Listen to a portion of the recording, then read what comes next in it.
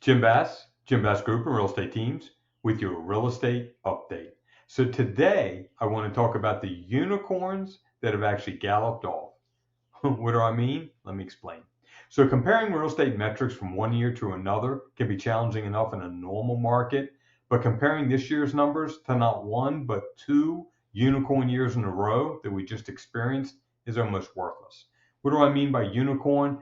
Well, defined as something greatly desired, but difficult or impossible to find.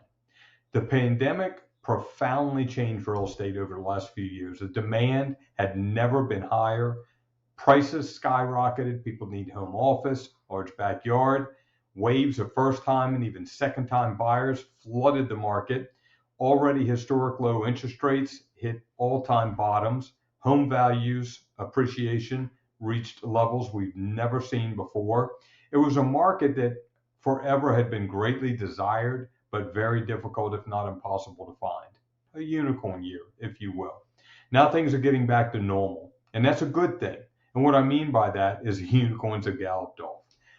Comparing today's market to those years makes no sense. So we want to talk about normal inventory levels, normaling market. So for sellers, it's no longer pick your price, right? Sellers continue to reap the benefits of escalating prices, minimal contingencies, maybe some at or above list price, but you've got to be priced right. You've got to be properly positioned in the market. There's a lot of nuances to that we do in regard to staging, timing, marketing, different things like that. So for sellers, it's still a great time. It's still a seller's market, but you've got to be right, priced right, conditioned, and positioned.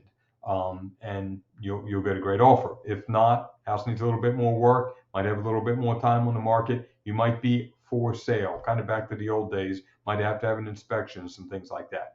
Bottom line, there'll be very unsettling headlines around the housing market. You're seeing numbers showing about fewer houses are selling.